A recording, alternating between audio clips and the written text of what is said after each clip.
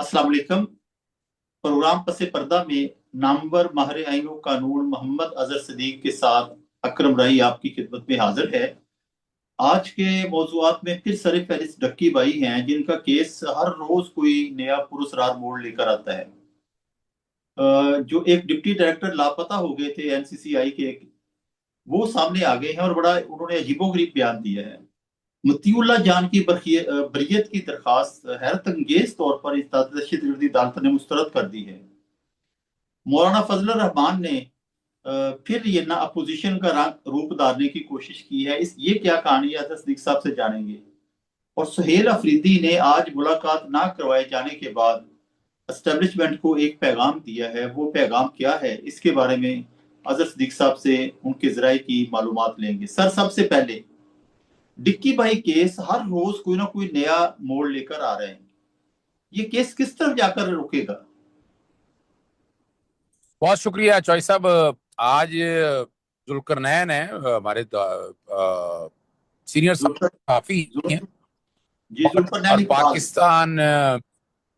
जी बिल्कुल, बहुत दोस्तों, आज बड़ा अच्छा कुछ कि इस वक्त हालात क्या हैं। और मैं आपके सामने एक बात तो पहले बता दूं कि अगर अदलिया अब भी इकट्ठी ना हुई, अदलिया अभी भी इकट्ठी ना हुई, ये खबर तो है, आज डिस्कस किया है कि इस्लामाबाद के जजेस में खैर वर्किंग रिलेशन बहाल हो गया है, लेकिन असल जो बात है कि उन्हें इकट्ठे होना है। अब इकट्ठे होते हैं या नहीं होते, ये फैसला इन्होंने करना है।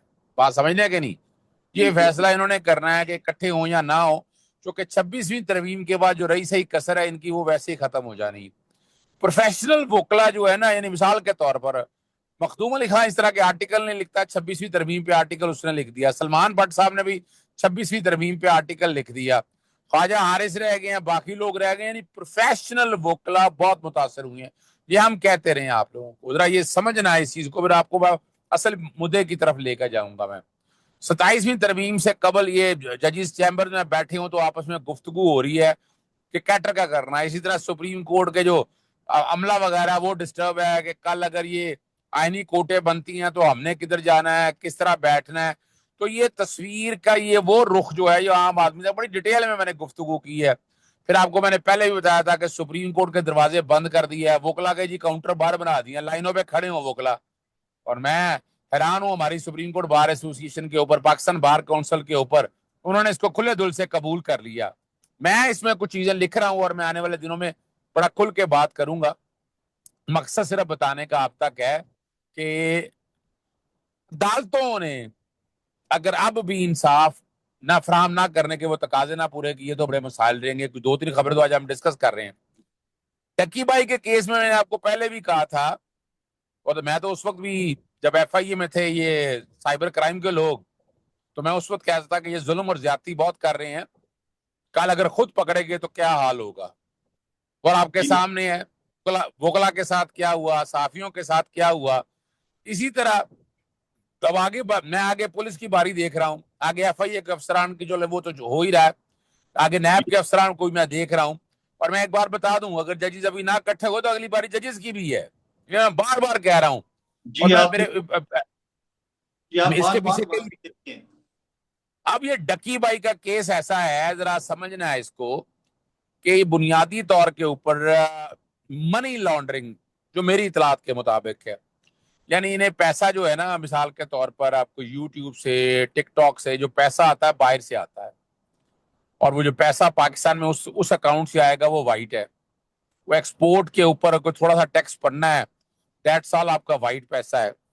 तो ये मनी वो जो पैसा उनका जो वो आना है ना वो वहां पर, और कुछ कहा यही जा रहा है कि वो मनी लॉन्ड्रिंग का बहुत बड़ा रैकेट काबू आ गया था। तस्वीर के दोनों रुख मैंने आपके सामने रखे हैं, पता नहीं असल हकायक क्या आप लोगों के सामने आ जाएंगे। तो बड़े बड़े चेहरे गालबन बेनकाब होने वाले थे, और वो भी आ जाएगी तफसीलात। लेकिन अगर आप मेरिट पे काम करने जा रहे हैं तो बड़ा मुश्किल है। पाकिस्तान में मेरिट नाम की कोई चीज रह नहीं गई है। इंक्वायरी, इन्वेस्टिगेशन, ये सारी बातें आपके अपनी पहुंच से बाहर हैं।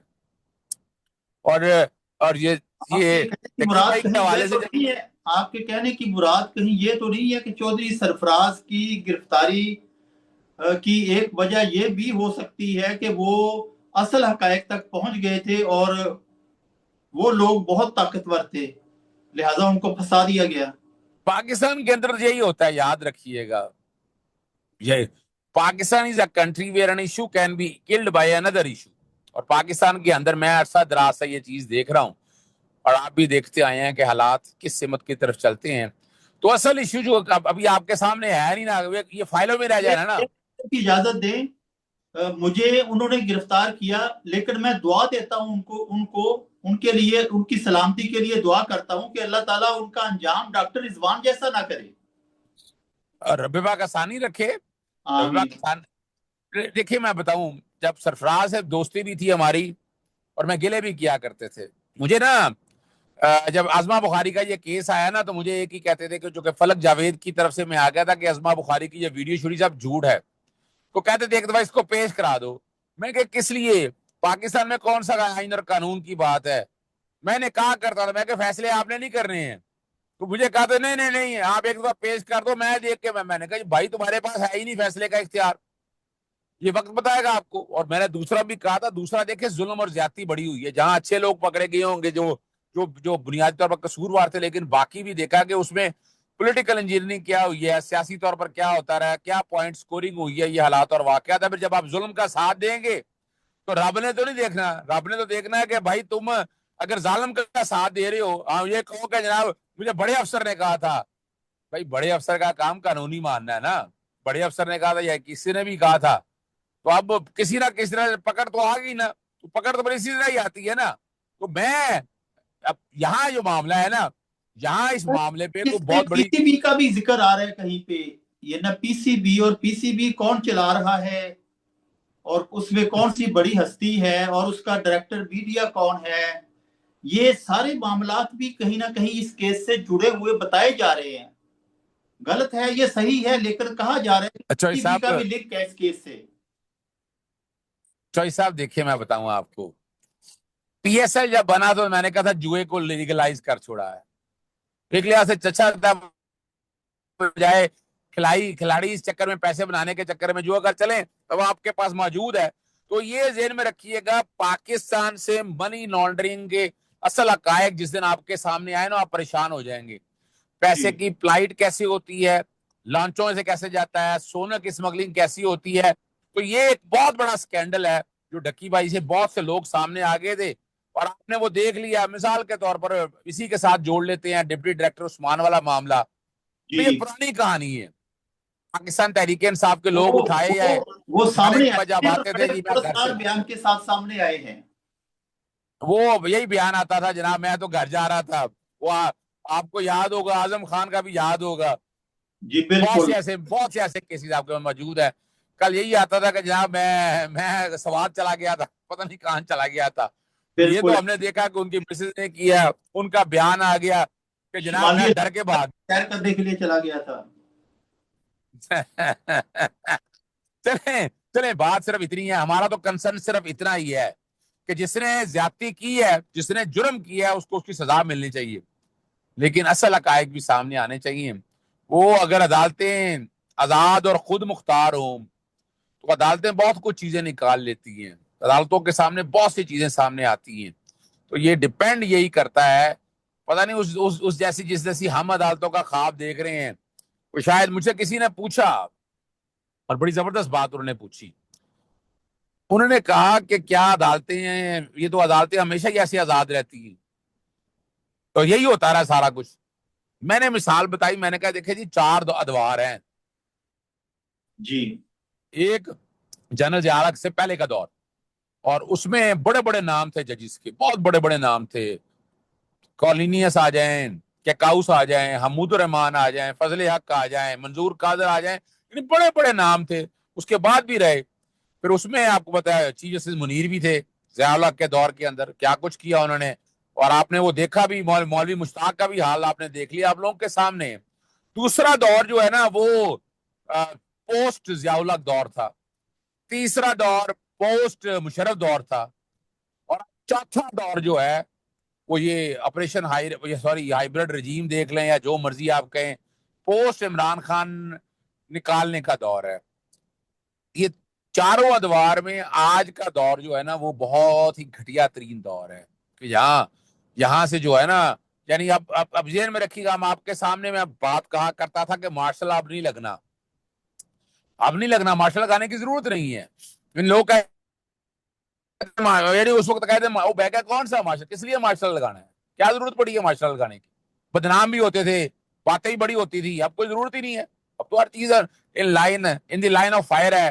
اور یہ آپ نظام اسی طرح دیکھتے رہیں گے، اللہ کرے کہ یہاں بہتر ہو جائے. ٹائم صرف اتنا ہے. آپ نے کہا کہ اب یہ نہ وہ جو عدالتوں سے امید ہے کہ وہ شاید اس صورتحال سے جس میں ڈکی بھائی اور وہ جو ڈپٹی ڈائریکٹر ہیں لاپتہ ہوئے ان کو کوئی ریلیف مل سکے. یہ اگر ریلیف اچھا چوئی صاحب کوشچن یہ نہیں ہے.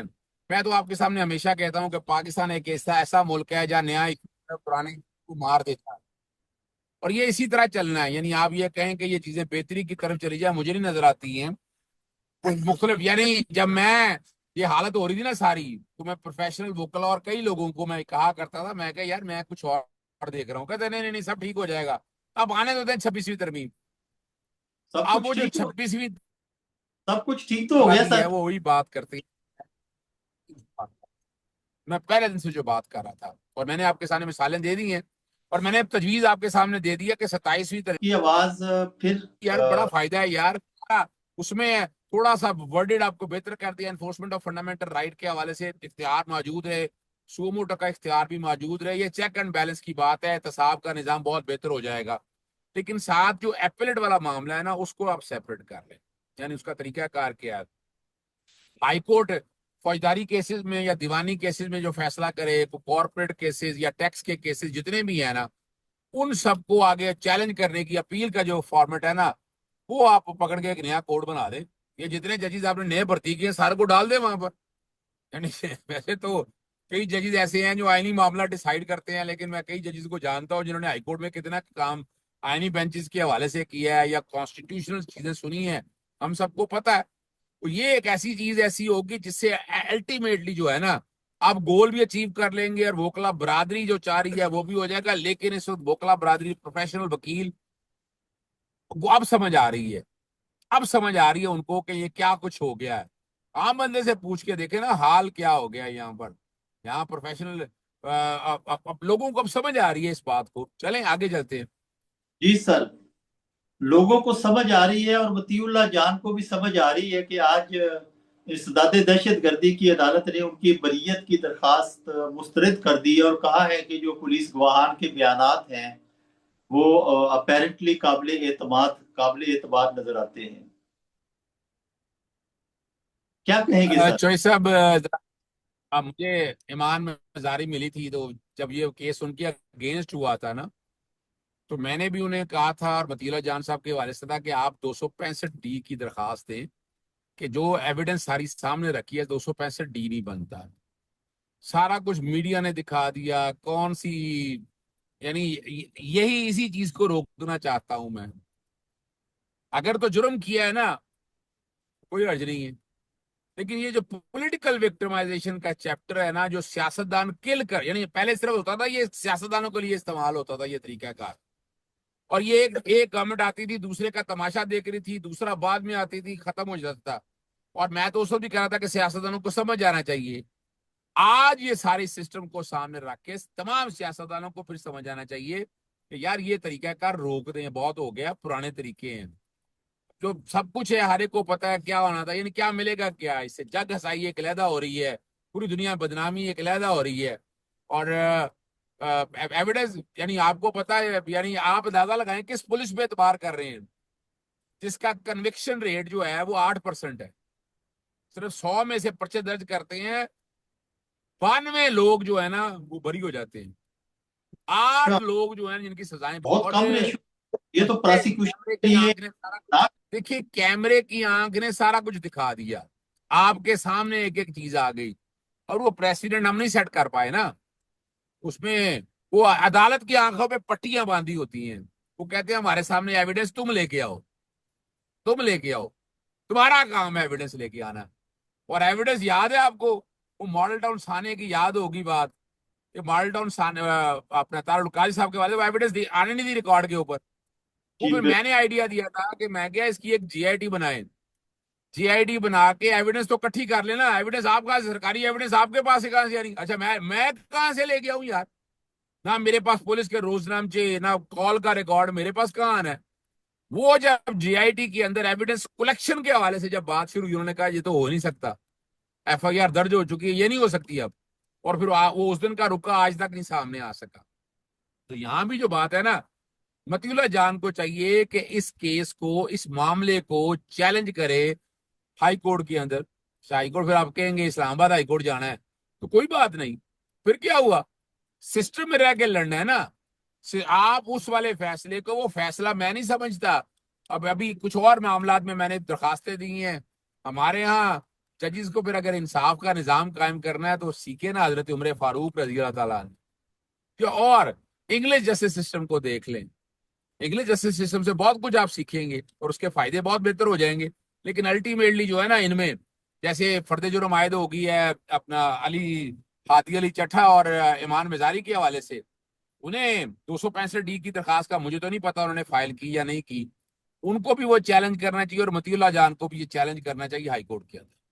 جی, ان کو یہ نہ ہائی کورٹ کے اندر چیلنج کرنا چاہیے. اگلے موضوع کی طرف چلتے ہیں. مولانا فضل الرحمان صاحب پھر تھوڑا سا جسے وہ کہا کرتے ہیں کہ زمین کو گرم کرنا شروع کیا ہے انہوں نے, اور محترمہ مریم نواز صاحبہ کے حوالے سے کوئی بیان داغا ہے. یہ مولانا صاحب کے کلرز جو ہے نا وہ بدلتے رہتے ہیں, یہ کیا یہ معاملہ ہے سر؟ دیکھیں مولانا صاحب جو ہے نا وہ پاکستانی سیاست کو بڑی آسانی سے سمجھ چکے ہیں. انہیں سمجھ آ گئی ہے پاکستانی سیاست کے ڈائنامکس کیا ہیں. وہ میدان کے کھلاڑی ہیں اور میدان کے اندر ہی جا کے لڑنا چاہتے ہیں. ٹھیک ہے نا, وہ طریقہ دیکھیں پاکستانی سیاست ہے یہی. اگر رسول کا مجھ سے پوچھتے ہیں نا, پاکستانی سیاست یہی ہے کہ گفت و شنید جاری رہنی چاہیے. ڈسکشن, جیسے میں آپ کے سامنے پاکستان تحریک انصاف کی پالیٹکس کے 3 میں بڑے فلاؤ کہتا ہوں. آج ابھی میرا پہ سلمان راجہ صاحب ملے تھے, اپنا شوکت بسرا وہاں ملا ہوا, تو میں ذکر کر رہا تھا وہاں پر. اور میرے ایک سیاسی استاد ہیں سید منظور علی شاہ گیلانی, سیاست بڑی سیکھی ہے میں نے ان سے. یہ جی اصل میں لیفٹ کے آدمی ہیں, لیفٹ جی کے آدمی, آج بھی لیفٹ کے آدمی ہیں, لیکن رائٹ پہ کبھی کبھی بیٹھ گئے. آپ تو گلا کرتے ہیں کہ آپ رائٹ پہ کیوں بیٹھتے ہیں. وہ کہتے ہیں سیاست کا رخ یہی ہے کہ آپ کو میدان میں رہ کے لڑنا ہے. میدان میں تو مولانا فضل الرحمان جو ہے نا وہ میدان میں لڑنے والے وہ جو اپنا نا ایئر مارشل اسکر خان نے جو تحریک اسلال کی سیاست سکھائی تھی نا, وہ اور چیز تھی. اب وہ والی سیاست کے نہ رموز ہے نہ اوقاف ہے. اب کیا ہے بھائی, سسٹم میں رہیں ساری جماعت, یعنی آپ نے اسی میں رہنا ہے. تھوڑی سی ان کی مان لی, تھوڑی سی اپنی کی مان لی. پاکستانی سیاست کا کھیل یہی ہے. اس لیے مولانا فضل الرحمان جو ہیں وہ کامیاب ہیں. کبھی حکومت بنا لیتے ہیں, کبھی اپوزیشن میں ہوتے بھی سامنے رہتے ہیں. تو اب آگے وجہ یہ میں نے آپ کو کہا تھا کہ نومبر کے بعد جو ہے نا حالات چلے نہیں. اب KPK میں گورنمنٹ تو آپ کو مل نہیں سکی. وہ یعنی طاقت کا توازن برقرار رکھنا, کسی کو اتنا طاقتور نہیں بنانا کہ کل اس کو اتارنا مشکل ہو جائے. تو یہ ان جو طاقتور یہاں بیٹھے ہوئے ہیں, طاقتور سے مراد یہ ہے نون لیگ اگر بیٹھی ہے, پیپلز پارٹی اگر بیٹھی ہے, تو ان کو بتانا ہے کہ تم طاقتور نہیں ہو, تمہارے سارے کچھ اور ہیں, تمہارے پیچھے کچھ اور ہیں. تو اس لیے تم یہ مت سمجھو کہ تم طاقتور ہو, تو تمہارے اندر سے ہی کچھ لوگ ایسے آئیں گے تمہیں پلٹ کے رکھ دیں گے. مولانا فضل الرحمان صاحب یہ رکھتے ہیں, یہ ہنر رکھتے ہیں, یہ گر رکھتے ہیں کہ وہ میدان میں بھی کھڑے ہو اور اپوزیشن کی بھی باتیں, آج جتنی سخت باتیں کی ہیں انہوں نے, جو اور سخت باتیں کریں تو وہ گھر ہی نہیں جا سکے گا. لیکن وہ کرتے ہیں, مسئلہ کوئی نہیں ہے. اب پاکستانی سیاست کا جو رخ ہے نا, یہ آپ کے سامنے نومبر تک چیزیں بڑی کلیئر ہوں گی. یہ خرم ذیشان PTI کے بڑی بھاری اکثریت سے سینیٹر منتخب ہو گئے. چاہیے ووٹ انہیں صرف 73 تھے, لے گئے یعنی کہ 90 کے قریب. تو کیا کہیں گے سر یہ اس کامیابی کو؟ دیکھیے میں تو آپ کو پہلے بھی کہہ دیا تھا, کامیابی ہے ان کی, تعداد ان کی زیادہ ہے سینٹ کے اندر. اور وہ جو اس وقت سینٹ کے الیکشن ہوئے تھے علی مین گنڈا پور نے, وہ جس طرح سے کیے تھے آپ کے سامنے موجود ہے. تو یہ تو ان کا لیکن نا میجورٹی ہے, 2/3 اکثریت رکھتی ہے. تو 2 سامنے رکھتے ہوئے انہوں نے ایک اچھا فیصلہ, دیکھیں میں آپ کو پہلے بتاؤں, آپ کو میں نے اس وقت کہا تھا سیاست کا رخ یہی ہے. آپ ایجیٹیشن بھی کریں, لیکن آپ میں سے کچھ ایسے لوگ ہوں جو سیاسی جماعت, میں آپ آج سے نہیں کہہ رہا, یہ میں تحریک تحفظ آئین پاکستان کو کھلا ہاتھ نہیں دیا. انہیں چاہیے تھا جماعتوں سے ملے, سیاسی جماعتوں سے بیٹھ کے گفتگو شریک کریں, ان کو کوئی مینڈیٹ دیں. آپ سوشل اسٹریٹجی آپ کی علیحدہ ہے, لیگل اسٹریٹجی کی ناکامی کی وجہ بھی یہی ہے, آپ اگریسو نہیں ہیں. آپ کورٹوں میں تو آتے ہیں, کل آپ لوگوں کو فکر ہوتی ہے کہ جناب میں نے کیسز میں پیش بھی ہونا ہے, میں نے ریلیف بھی لینا ہے, اور یہ پروفیشنل وکیل کے مسائل اپنی جگہ موجود ہیں. لیکن یاد رکھیے گا, وہ اپنا اگر یاد ہو ان دوروں میں ہمارے جتنے یہ سارے ہمارے بڑے پاکستان بار کونسل کے ممبر یا وکلا میں انکلوڈنگ فاروق ایچ نائک, وہ پیش بھی ہوا کرتے تھے, سخت باتیں بھی کیا کرتے تھے, اسمبلی کے اندر بھی کیا کرتے تھے, باہر آ کر بھی کیا کرتے تھے. تو یہ اسٹریٹجی میں آج بھی سمجھتا ہوں کہ یہ اسٹریٹجی جو ہے نا اسٹائل میں بدلنی پڑے گی. آپ کو پولیٹیکل اسٹریٹجی میدان کے اندر رہ کر کھیلنی پڑے گی نا, کہ آپ کو نہیں کہہ رہا ہوں میں. دیکھیں آپ کو پتا ہے میں پہلے دن سے ایک بات کر رہا تھا, مجھے جب اس وقت الیکشن میں جب جیت گئے تو میں نے کہا تھا پیپلز پارٹی کے ساتھ مل کر حکومت بنانی چاہیے. بہت سے پی ٹی آئی کے لوگوں نے بڑا برا منایا. میں کبھی وہ آپ کا ذہن ہے, وہ آپ کا یہ کہنا ہے. ذرا مکینکس دیکھیں آپ اگر سسٹم کے اندر رہ کر, یعنی جو آپ اتنا برا حال دیکھ رہے ہیں, آپ اگر گورنمنٹ میں آئے ہوتے تو ان میں سے کئی چیزیں سیٹ دیکھنا حکومت چلانے کے لیے آگے جو انفورسمنٹ ایجنسیز ہے, چاہے ایف آئی ہے, چاہے پولیس ہے, نیب ہے, یہ ساری اس طرح اگریسو تو نہ ہو پاتی کیونکہ آپ حکومت میں ہوتے. تو کافی حد تک چیزیں آپ کنٹرول کر لیتے ہیں ان چیزوں کو, اور آپ ہائی مورل گراؤنڈ پہ کرتے ہیں. تو کرپشن پہ ہم کوئی سودے بازی نہیں کریں گے, کس نے روکا آپ کو, بالکل آپ کر سکتے تھے. تو میں آج بھی سمجھتا ہوں کہ پاکستان پیپلز پارٹی کے ساتھ, دیکھیں میں نے اور بھی باتیں آپ کے سامنے بڑی رکھی ہیں, بہت سی چیزوں پہ اعتراض ہوگا, اور میں کئی جگہ بیٹھے نا پیپلز پارٹی کے کچھ لوگ بیٹھے ہو نا, تو میں انہیں ایک بات کہہ رہا ہوں کہ دیکھیں یہی فرق ہے کہ ذوالفقار علی بھٹو, محترمہ بے نظیر بھٹو, ان کا سیاست کا اپنا ایک طریقہ کار ہے, اور وہ ابھی جتنی آپ نے زیادتیاں دیکھی ہیں پیپلز پارٹی ان کو سپورٹ نہیں کرتی. ٹھیک ہے حکومت کا حصہ تھی, ہم نے آ کر باتیں نہیں کرتی تھی, گورنمنٹ کے اندر بھی موجود ہے, انہوں نے اپنے اوپر لائبلٹی نہیں لی. ساری لائبلٹی کس کے اوپر آئی, مسلم نون کی آئی. مسلم لیگ آئی, they have asked for it, انہوں نے اپنے ذمہ لے لیا سارا کچھ.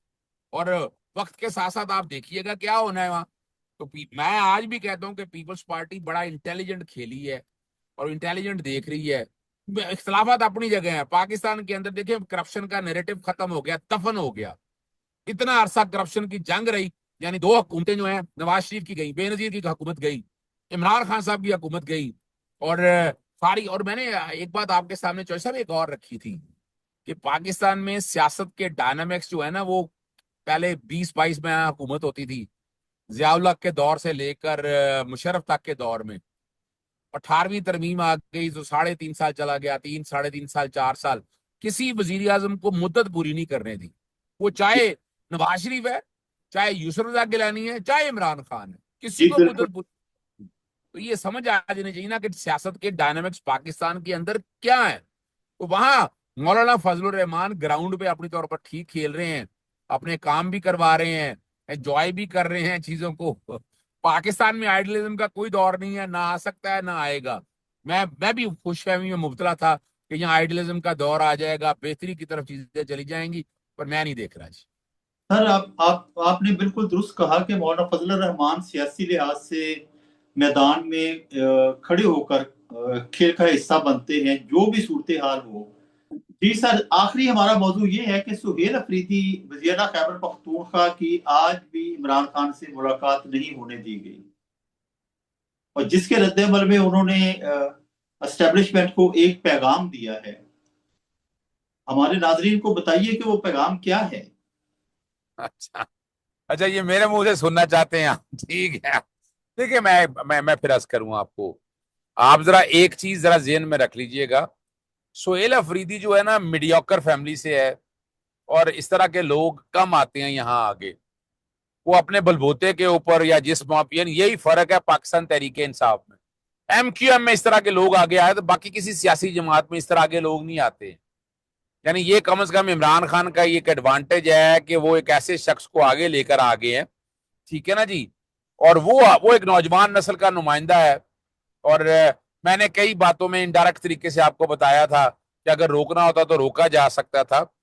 انہوں نے وہ بنیادی طور پر جو ایک بات کہی ہے، انہوں نے کہا خیبر پختونخوا ایک لیبارٹری نہیں ہے، ٹھیک ہے نا، جو جس کے مرضی ہو وہ تجربہ کرے، ٹھیک ہے نا جی، اور 32 بند کمروں میں فیصلے کرتے ہیں، صوبے کی چیف ایگزیکٹو کے بغیر پالیسی نہیں بن سکتی ہے۔ انہوں نے پورا ایجنڈا سارا سامنے رکھ دیا، اور یہ اب یہاں کیا کرتے ہیں یا کیا ہونا ہے، کیا اس پہ عمل ہوگا یا نہیں ہوگا عمل درآمد، انہوں نے اپنے لائن آف ایکشن دے دی ہے۔ لیکن یہاں بات پھر سمپل سی ہے کہ ابھی تک ہم پارلیمان کو اعتماد میں نہیں لے رہے۔ میں پہلے دن سے ایک بات چوئی صاحب، میں پھر بات کو مختصراً کر کے سامنے رکھتا ہوں کہ یہاں ابھی تک پاکستان تحریک انصاف کچھ چیزوں وہ اختلاف ہوگا، یہ میرا اپنا ذاتی نقطہ نظر ہے، یہ پارٹی کا نہیں ہے، کہ پارلیمان کے اندر بہت سی چیزیں ڈسکس ہونی ہیں، وہ پارلیمان میں اندر قراردادوں کے اندر کوئی نہ کوئی چیز شکل میں آپ لے کے آئے نا جو پارلیمان کے اندر بیٹھ بالکل صحیح بات ہے، ریکارڈ پہ جو ہے نا جی صاحب ٹھیک ہے، سامنے بات کر رہے ہیں، ایسا کہہ رہے ہیں کہ ایسا نہیں ہوگا، تو بھائی اس کا ایک طریقہ کار ہے، آپ ویسے بھی پارلیمان، آپ صوبائی اسمبلی خیبر پختونخوا کے اندر چیزیں لے آئیں، وہاں ڈیٹیل ڈسکشن کر دیں کہ بالکل آپ آگے چیزوں کو کیسے لے کر چلنا ہے۔ تو یہ اسٹریٹجی اچھی ہے، یعنی یہ بری نہیں ہے، اور عمران خان صاحب بھی چاہتے ہیں کہ اگریسو رہیں اس بات کو، اور انہوں نے دیکھیں ابھی تک جتنا ٹائم گزرا ہے انہوں نے اگریسولی چیزوں کو کھیلا ہے، جلسے جلوس بھی کر لیے ہیں، اپنا نریٹو بھی بیان کر رہے ہیں، باتیں بھی کر رہے ہیں، اور اگر دیکھا جائے تو خیبر پختونخوا کے اندر مراد سعید کے حوالے سے اس کے کانٹیکس میں دیکھا جائے تو کوئی ایک بندہ اس طرح آ کر کھڑا ہوا ہے اس نظریے کے مطابق، اور جی اور وقت جو ہے نا آہستہ آہستہ ساری چیزیں آپ کے سامنے رکھ دے گا۔ آج بھی آپ چیزوں کو پارلیمان کے سامنے لے کر جائیں، وہاں ڈسکس کریں، ڈیٹیل میں گفت و شنید کریں اس پہ، اچھا چلیں چلیں فرض کریں آپ دیکھیں 2 3 چیزیں ہیں، مثال کے طور پر کہ آپ چلے آپ نے کم و بیش آپ کو جو ہے نا جو ابراہیم اکارڈ کی طرف تو کہہ رہے ہیں ہم جا نہیں رہے، لیکن جو کچھ بھی ہوا ہے وہ چاہے پارلیمان کے بند کمرے کے اندر بیٹھ کر، اسی طرح سے اب افغانستان والے مسئلے کے اندر بھی، اگر یہ میرا نقطہ نظر ہے، کوئی اس پہ اختلاف کرے گا اپنی جگہ ہے، لیکن یہ چیزیں ساری جو ہے نا یہاں بیٹھ کے کنسنسس بنانے بھی آسانی رہے گی، اور یہی ایک فرق ہے۔ یہ چلیں آج میں ایک بڑی بات آپ کے سامنے کرتا ہوں، جی شہباز شریف وزیر اعظم تو بٹ گیا، چلیں ایک ملازم جو ہے نا اس کو آپ نے 22ویں گریڈ کی کرسی پہ بٹھا دیا، چلیں چیف سیکرٹری لگا دیا آپ نے، تو وہ مینٹلٹی وہ ملازم والی رہنی ہے۔ نواز شریف نے اس میں بڑی مار کھائی ہوئی، نواز شریف اس لیے اقتدار پہ نہیں ہے کہ جس طرح بھی ہے اس کو سائڈ پہ رکھا ہے، یہ تو وزیر اعظم بنا دیتے اس کو کیا تھا، اگر نواز شریف خود وزیر اعظم ہوتا تو یہ چیزیں جو اب ہو رہی ہیں نا یہ بڑا مشکل ہو جانی تھی۔ اب یہ تو خاموشی سے بیٹھے ہوئے ہیں، مور پہ مور لگائی جا رہے، لگاتے رہے مور، اس پہ خرچ کوئی نہیں ہے، لیکن یہاں اب نواز شریف نے بھی اپنے لیے جو مسائل ہے نا، کسی وقت بھی گفتگو ہوگی بڑے پلیٹ فارم پہ ہوگی، کہ جہاں کہیں بھی گفتگو ہوگی وہاں لوگ بات تو کریں گے نا کہ کیا کرنا ہے، اس پاکستان کا فیوچر آگے کیا کرنا ہے، چلیں جو بھی فیصلہ کر رہے ہیں کرتے رہیں، لیکن اس میں پارلیمانی جمہوریت کو یا پارلیمانی اقتدار کو آگے کیسے لے کے جانا ہے، کس طرح معاملات کو سیٹل ڈاؤن کرنا ہے، یہ ہونا چاہیے۔